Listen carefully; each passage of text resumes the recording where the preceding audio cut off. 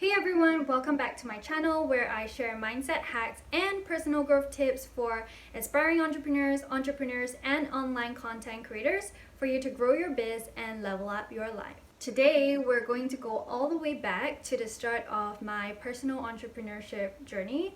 I never really considered myself as an entrepreneur growing up, especially. I think it was really a series of factors that led me to this particular decision, and so that's what we'll be talking about today. Obviously, it is a really personal decision, and I'm really not doing this to say that, just because it was right for me, it has to be right for you. However, if you are someone who is already maybe considering leaving your 9 to 5, or if you have a side hustle but you don't know when the right time is, should you quit now or should you even quit your 9 to 5 corporate gig, then these are some of the things I asked myself to kind of go through a logical thought process on whether or not it was the right decision. The final decision is still really personal and it really depends on a lot of factors, but if you are someone who is at this position right now, then these are some of the thought processes that you might find useful for you. So before I start, I wanted to give a little bit of a backdrop into what I was doing before I decided to quit. I actually graduated from the National University of Singapore, NUS, as well as UC Berkeley. Both of these schools are highly competitive environments, and they're what I would call ultra competitive schools, in the sense that students study really hard to get into these schools, hustle really hard, compete, get the best grades you can. And so that was the environment that I was in. To get into a multinational corporation or an MNC or a Fortune 500 company, this would be a really good thing. And that was where I was at before I graduated. When I graduated, I was actually late to the application process. I didn't start applying for jobs till 2 or 3 months before I actually graduated, which was quite late. A lot of people actually start applying a whole year before graduation to kind of land that dream job to guarantee themselves a future. So I didn't, but I was lucky enough to actually get 3 offers from 3 different companies that are relatively well known in their respective industries and that I really wanted to work for. So what I ended up doing in my corporate job was I was a specialist recruiter within technology for financial services. I would talk to these tech professionals about their career. What could they do to kind of level up themselves? Are there any, skills or courses that they could do to give themselves a more holistic position or positioning for that next level job? Or, what are they unhappy about in their current role that, can be changed? So it was through this process, I think, one day that I kind of asked myself, what about me? How do I level up my own career? I think that was the first inkling of when it first started. For example, I'm a very creative person, but my job wasn't very creative. For sure, 100% there were areas of and elements of my job that I really enjoyed. For example, the people interaction parts, meeting new people, talking to new people, really trying to understand where someone is coming from. These were all things that engaged me a little bit more in my job, but there were also things that I didn't really quite like as much. The more artistic side of myself was something that I really enjoyed, that comes naturally to me. There wasn't space for me to develop that in that role. And of course, by no means am I saying that you have to have 100% fit, because that's not going to happen. We don't live in a perfect world.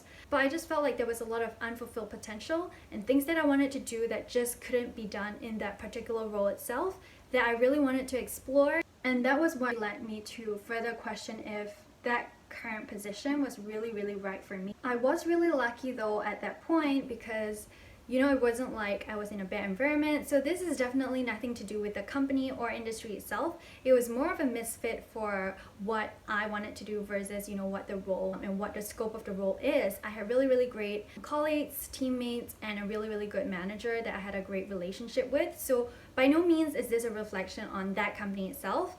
It's just more on me and what I want to do, and what I want to do aligned with what I'm spending most of my time doing in my 9 to 5. I didn't want to jump into any impulsive decisions. I wanted to actually go through a rational thought process and kind of talk myself through it slowly. That rational thought process and that rational questioning, or at least some of the questions that I went through in my mind, is what I want to talk to you guys about today. Because in every single thing that you do, I think, at least for me, it's very important to have a goal. So for example, my goal before getting into uni was to write a lot of application letters, put myself in the best positioning possible to get into the school of choice, right? The university of choice. And then in university, my goal was to graduate with the best possible grades I possibly could.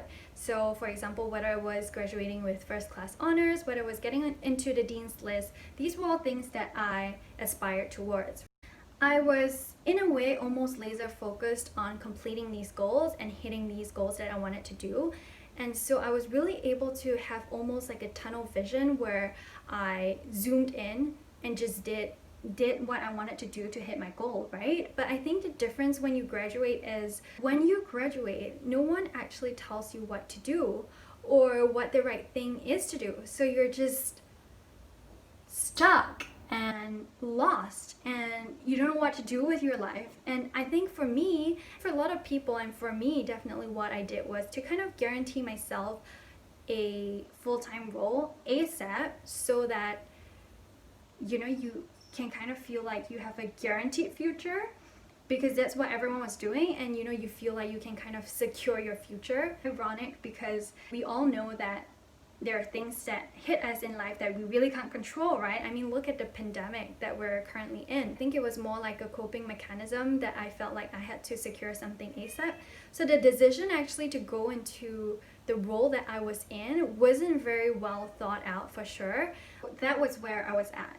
So I think the first question I asked myself was, do I want my boss's job? Because in every corporation, doesn't matter what role or company you're in every single corporation, unless you're already the CEO and at top level management, which a lot of millennials wouldn't naturally be, if you do your role, if you do your job well, there's gonna be a point where you get rewarded for it, and normally that's through a promotion. If you don't even want to get your boss's job, like, where are you going to move up towards?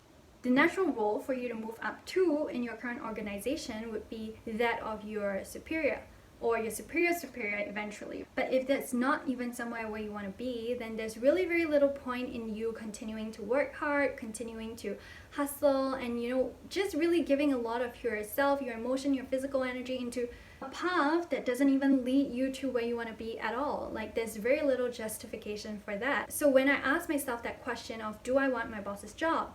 And the answer was no, not really. Then that really gave me an indication of, like, maybe I'm really not in the right general direction. Question number 2 that I asked myself was, okay, so now I know I may not want my boss's job, right? But what do I actually want to do? For example, do I want to do something creative? Do I want to set up a product business? Do I want to do an e-commerce business? What do I actually want to do? And you might not know the exact answer, but if you know that what you want to do is super different from what you're currently doing, then that would give you also a rough indication. For example, for me, I knew I wanted to do something a lot more creative that engaged the artistic left brain side of myself. And that was when I knew, okay, that's something I want to do. I want to do something creative. Follow-up question to that would be, okay, what do I want to do? And are my daily steps and my daily actions actually leading towards that goal? Say you're on a path that's here, and your current path actually takes you here. You're basically at a point where if you keep going like this way, when you know that your goal is here, you'll never end up reaching your goal. But if you know that your goal is at the left side, and you keep walking on a path that's currently veering towards the extreme right, it's just logical that if you stay on that path that leads you towards the right side, when you know your destination's on the left side, that you're just never going to get to the destination that you want. You might get to a destination, but not the destination that you want. So that was my second question, right? Because it all adds up. What do I actually want to do? Figure that out, the general direction, and also, are my daily steps and my daily actions actually leading towards that goal? Because if they're not, and I keep staying on that path, I'm just simply not going to get to where I want to be, period. The third question that I asked myself was, I actually did kind of a cost-benefit analysis or a risk analysis.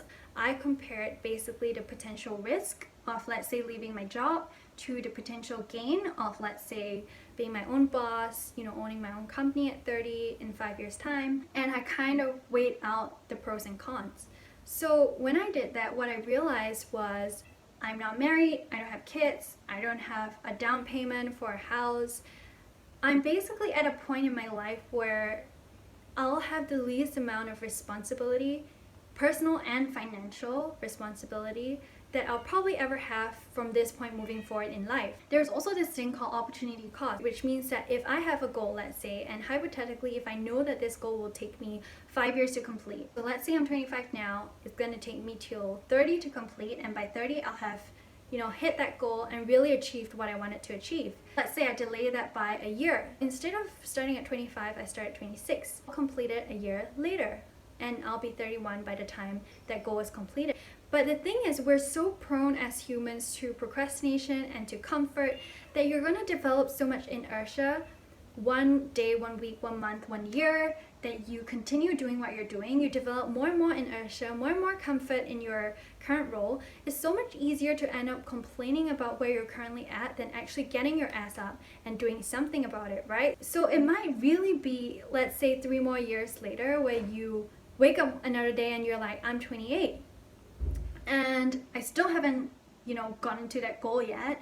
I still haven't even started on it. I really need to get my ass up and do something. But by the time you're 28, that particular goal that you want to hit, it still takes 5 years. So you'll be 33 by the time you complete that goal.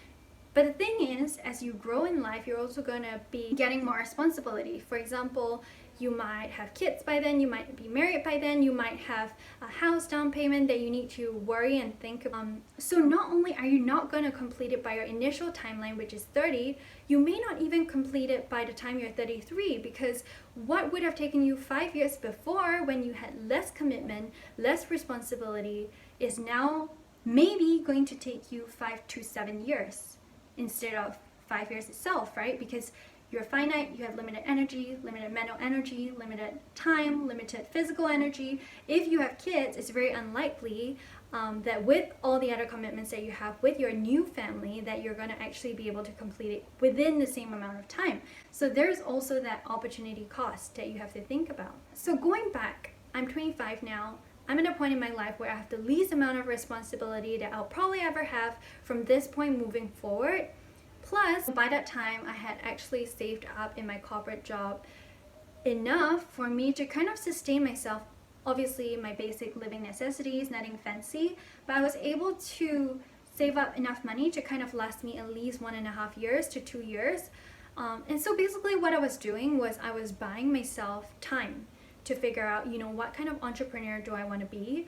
What kind of business can I potentially set up? So I was buying myself basically the time to actually figure out how I can concretize my dream and the lifestyle that I want career-wise. Of that, the risk actually for me was really, really small. I am at a prime time to do what I want to do and to leave my job. Plus, the longer I hold on, the later I'll complete it, the longer I'll take to actually complete it, very, very likely. And when I compare that to the potential gain of actually living my dream life, actually working for 5 years to set something up, actually becoming the boss of something that I actually created and built for myself, the potential gain was really, really so enticing that it was almost impossible for me to say no. This is my future that we're talking about. That was what I went through in my head also, the potential risk or cost versus the potential gain or benefit. And I realized that actually I'm in a really, really good position to do that, to make this move. And obviously, I just want to say that I acknowledge the privilege that I have to be even able to do this. First of all, I don't have people in my life who are financially dependent on me yet. And I also had the privilege of moving back to my parents' home. Obviously, I still pay for my utilities, my own personal spending, and things like that. But it definitely took away a lot of the financial burden and pressure. It would have been a lot more difficult for sure to make this decision if I had to pay, let's say, $1,000 or $2,000 for rent. So those were the first 3 things. The first thing was, do I want my boss's job? Second thing was, what do I actually want to do, and are my daily steps and my daily actions actively contributing towards that goal that I want? Because if not, it's very likely that if I keep going the opposite direction, that I'm never ever going to be able to hit that goal. And am I okay with that? If the answer is no, then you have an inkling of what to do. Number 3 was, what are the potential risks or costs versus the potential gains or benefits, right? So it's a cost benefit analysis or risk analysis to decide, am I actually in a good position in my life to make this decision given where I'm at right now? So all those were really useful indicators for me to know, hey, is this something that is, potentially right for me? But I think that the thing that really made me super convinced that, I had to do this was also me realizing that I was becoming someone that I really didn't want to be. I was always unhappy. I was living for the weekends. I was not looking forward to Monday to Friday. I had great teammates, I had a great manager, but as far as the role was concerned, the job scope, I wasn't feeling stimulated, right? I felt like I was not looking forward to it. There was nothing exciting. There was nothing stimulating. I felt like I wasn't really growing. And because of that, I felt extremely unmotivated. I'm someone who really, really needs a goal. And in my first year actually of my corporate job, it wasn't really that bad because I had a goal of, let's say I want to hit these KPIs. Let's say I want to hit these targets that my manager set me. It was actually after I hit those targets, instead of feeling happy that I hit those targets, I just felt really relieved. And the next feeling after feeling relieved was overwhelmingly, I felt very, very underwhelmed. I felt like, is this it? Is this what success looks like? And if this is all there is, was I really working so hard for just this? Well, you're supposed to feel really, really happy when you achieve success, right? So if this is what success looks like in this particular environment, then maybe it isn't the right kind of success for me or the right kind of environment for me. I eventually ended up staying in my corporate role for almost 2 years. I did stay on for a little bit longer just to see how things pan out. I didn't want it to be an impulsive decision, like I said, so I actually waited another at least 6 months to kind of see if I still felt the same way. And when I did, that was when I started to really, think about things very, very seriously. Back to my point of me having that push factor, right? I was, like I said, constantly complaining about work. I was living for the weekends. I wasn't looking forward to my Monday to Friday, which is a lot of my life, considering you spend 9 to 5 minimum per day from Monday to Friday. It's a significant portion of your life that you're not actually looking forward to. And I just feel like as a millennial in my mid-20s, that's not how I should be feeling towards life in general. As I was rationalizing all of this with myself as well, I came to a point where I was actually like, but I have no choice. We live in Singapore, it's expensive, it's a first world country, but that's really not true. Like, you can actually live in Singapore for very little. Whether you want a $5 meal or whether you want a $50 meal or a $500 meal is really, really up to you. There are always options, I believe, if you really, really want to get something done. There is never no choice. I want to be that person where I want to say there's always a choice. It's just that that choice might not be a bed of roses. It might not be picture perfect. It might require some sacrifice, right? So then you got to think about, okay, if I'm at A and I'm not happy, and B requires a little bit of sacrifice, it isn't picture perfect, is that still something that I'm willing to give up? Is it still worth it? And if your answer is yes, then get your ass up and do something about it. Especially if you've already gone through cost-benefit analysis, you've thought about what you want to do, and you know where you want to go, and you know that where you are isn't where you want to be, then do something about it. If you really can't change your situation, change your mindset. And if you can change something about your situation, now is really the best time to do it, right? Those were the things that I kind of went through in my head before I made the decision to leave my 9 to 5 corporate job. And I hope that these are things that you might find useful to consider if you haven't already. I hope you enjoyed this video. I hope you learned something new. Keep killing it, and I'll see you next time.